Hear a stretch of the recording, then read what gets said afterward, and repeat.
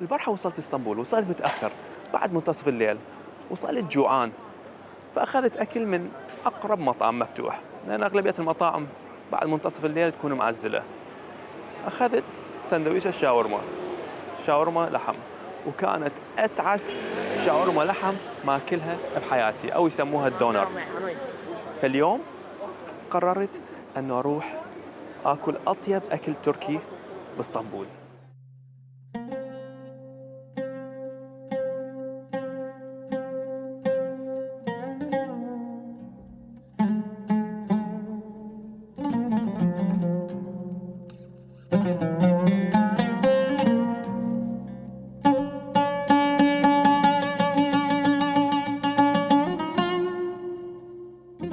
أخذت العبارة من الجانب الأوروبي للجانب الآسيوي، المنطقة اسمها كاديكوي.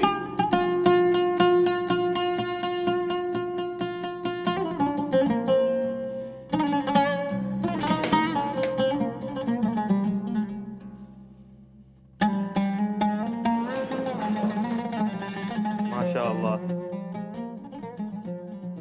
The usta here is going to make the best kebab, pistachio kebab in Istanbul for me. ما شاء الله. جيت لهذا المطعم قبل كم سنة وعجبني الأكل. يسوون كباب بالفستق رهيب. فجيت اليوم طلبت كباب بالفستق، وطلبت سلطة الزيتون. هذه من السلطات اللي كلش تعجبني بتركيا، وجان وياها الخبز بالحبة السوداء. الريحة ما أسولف لكم، ريحة تخبل. أول شيء أريد أجرب الكباب بالفستق، أشوفه مثل قبل، مثل ما أتذكره لو لا. بسم الله.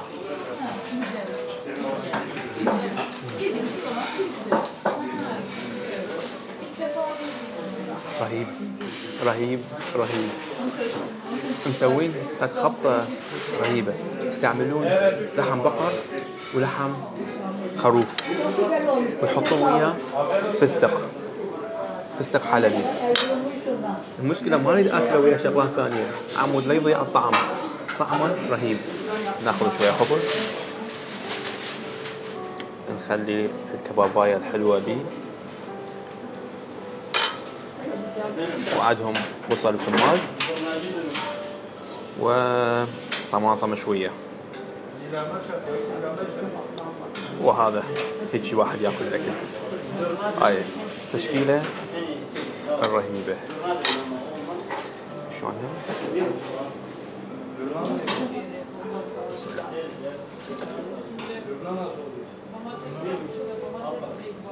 يعجز الكلام عن وصف الإحساس اللي أنا بيه هسه. أريد الأسطى كبابتي بعلي أمدا. شكرا أسطى. Thank you very much. Very good. Thank you. The best kebab. صراحة اندمجت بالكباب ونسيت السلطة، سلطة الزيتون.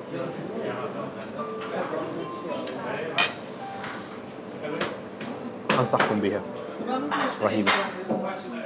تجربة الأكل التركي تختلف من مكان للثاني. ضروري كلش أن الواحد يعرف وين يأكل بتركيا، خاصة باسطنبول. أكو هواي مطاعم تجارية للسواح، واحد يروح يأكل يومهم. أولاً أسعارهم غالية، ثانياً الأكل ما طيب، أما دهين أما مالح.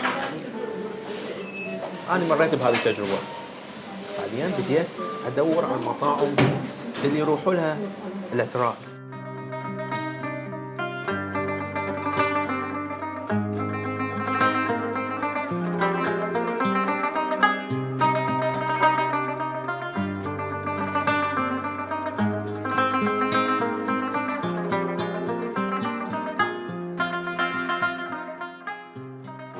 من الشغلات اللي أحبها بتركيا العصاير، وأكثر شيء عصير الرمان. طيب ومنعش ومليان فوائد.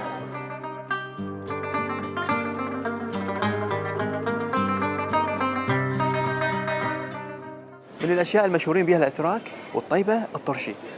هذا المحل مال طرشي قديم، فاتح من سنة 1935، يعني أجيال تبيع طرشي.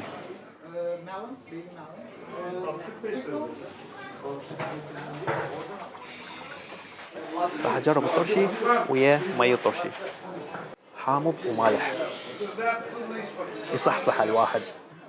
بصراحة أنا من عشاق الترشي.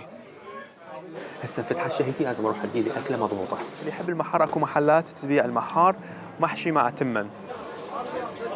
المحل اللي وراي يبيع لحم بعجين صار له سنين، من سنة 1980. تعال نجربه.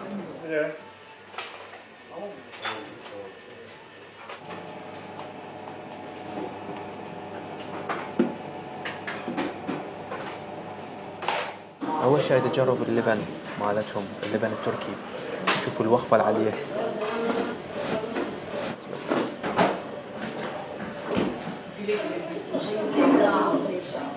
رهيب. نخلي شوية خضرة، نعصر عليها شوية ليمون ونلفها ونقول بسم الله. الخبزة مالته خفيفة كلش رقيقة، واللحم ما بي أي زفرة وبنكهة طيبة، وهاي الخضرة وياها وشوية ليمون ما حشريت بعد. رهيب. لحم بعجين ولبن، الخبطة الرهيبة، الخبطة السحرية.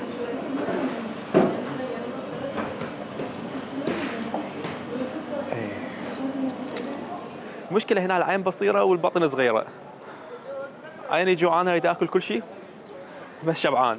تلقي بهذا الشارع محلات تبيع شغلات مختلفة، محلات تبيع فواكه وخضار، وورايا محل يبيع كرزات صار له فاتح أكثر من 100 سنة، من سنة 1920. هذه المخمصة عمرها 100 سنة. Bean roasted, pumpkin seed roasted. This is German. German. Robot.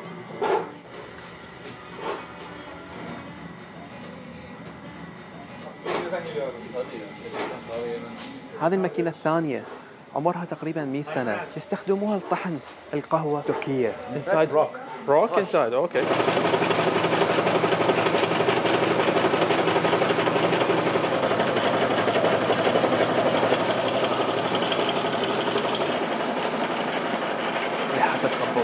المحلات بهذا الشارع قديمة، الشغل اللي يسووه مضبوط، مثل محل القهوة. المكان مالته صار لها 100 سنة يشتغل بيها، والمحل صار له من سنة 1920 يسوي القهوة التركية المضبوطة.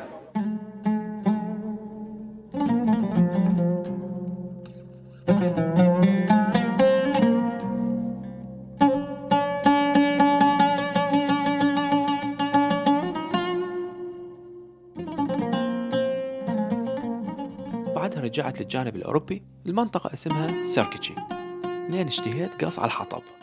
من الطقوس عندي كل ما أجي اسطنبول لازم آكل قص من هذا المطعم اللي ورايا. لا شكل. القائمة مالته كلش بسيطة، عنده كم شغلة. آخذ من عند النفر قص وشوربة وزلافة.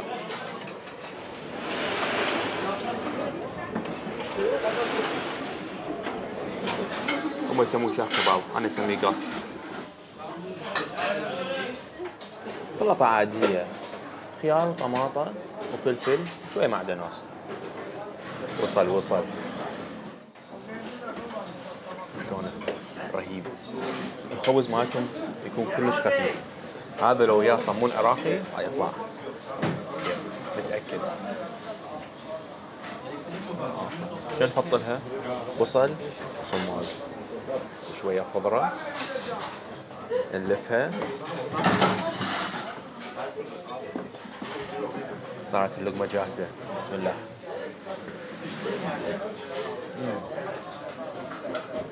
هذا المكان قريب ومزدحم كلش. هسه عرفت سر نجاح المطعم، الأكل. تسوي أكل طيب، المطعم مالتك يشتهر وينعرف والله يرزقك.